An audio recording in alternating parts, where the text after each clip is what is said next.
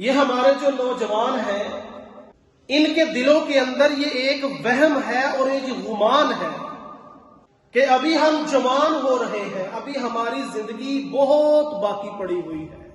محترم بھائیوں، بڑا ہی خوش قسمت انسان ہے وہ جس کی زندگی کے اندر اللہ رب العزت اس ماہ مقدس کو لے کر آتے ہیں، اور بڑا ہی بدبخت انسان ہے وہ جو اس کی زندگی کے اندر ماہ رمضان کا مہینہ آیا لیکن اس نے اس مہینے سے فائدہ نہیں اٹھایا۔ یہ مہینہ فائدہ اٹھانے کا ہے۔ سارا سال انسان اپنی مرضی کے مطابق زندگی گزارتا ہے، حالانکہ انسان کی مرضی نہیں ہونی چاہیے۔ مرضی اس مالک اور رازق کی ہونی چاہیے جس مالک نے ہمیں پیدا کیا ہوا ہے۔ مرضی اس خدا کی ہونی چاہیے جس اللہ نے، جس رحمان نے ہمیں اس دنیا کے اندر بے شمار نعمتوں کے ساتھ نوازا ہوا ہے، لیکن ہماری زندگیوں کے اندر کوئی تبدیلی نہیں آتی۔ جس طرح روٹین کے ساتھ ہم سارا سال گزار دیتے ہیں، اپنی روٹین جو بنائی ہوئی ہے اسی روٹین کے مطابق ہم ماہ رمضان کو بھی گزارتے ہیں۔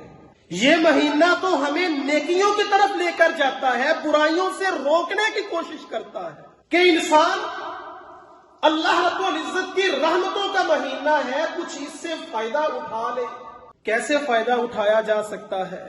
آؤ ہم اپنے رب سے ایک تجدید عہد کرتے ہیں، ہم اپنے رب سے ایک وعدہ کرتے ہیں کہ ہماری زندگیوں کے جو گزشتہ رمضان گزرے ہیں، یہ رمضان جو آنے والا ہے، جس کی آمد ہے، یہ ہماری زندگیوں کے اندر ایک بہت بڑی تبدیلی لے کر آئے گا۔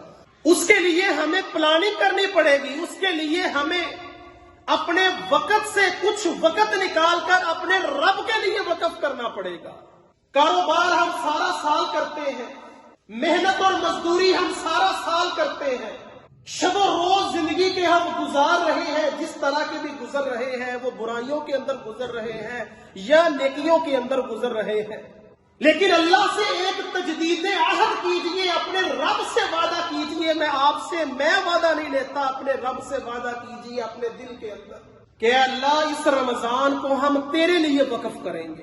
اے اللہ یہ رمضان ہمارا قرآن کے نام ہو جائے گا، ہماری مرضیاں ہمارے جسموں کے اوپر ختم ہو جائیں گی، ہمارے بدن کے اندر، ہمارے گھر کے اندر، ہمارے کاروبار کے اندر، ہمارے رشتہ داروں، عزیز و اقارب کے اندر۔ اپنے رب سے یہ تجدید عہد کیجئے، اپنے رب سے وعدہ کیجئے اور اس رمضان کو قرآن کے نام کر دیجئے۔ اللہ اکبر۔ حضرات صحابہ کرام رضوان اللہ علیہم اجمعین، بڑی محبت اور الفت تھی ان صحابہ کرام کو قرآن کے ساتھ۔ اہل زبان تھے، قرآن سمجھنا کوئی ان کے لیے مشکل نہیں تھا،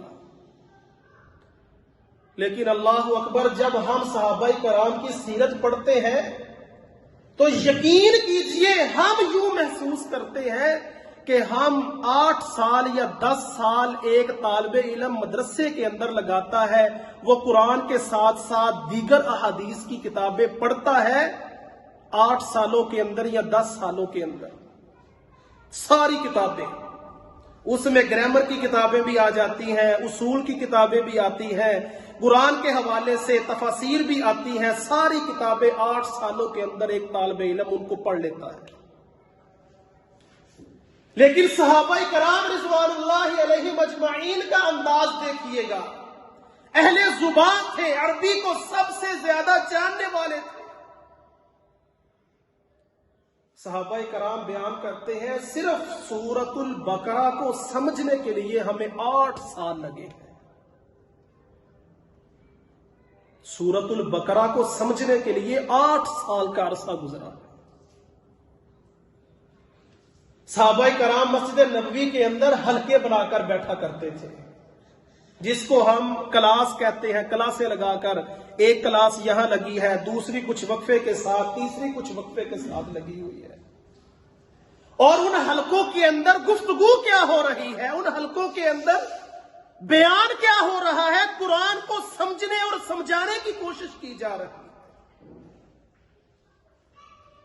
نبی صلی اللہ علیہ وسلم کو ان حلقوں کے ساتھ بڑی دلچسپی تھی،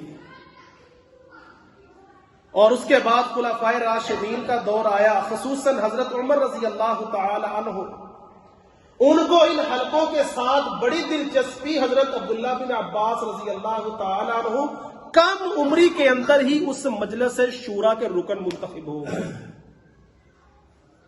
یہ ساری قرآن کی برکتیں تھیں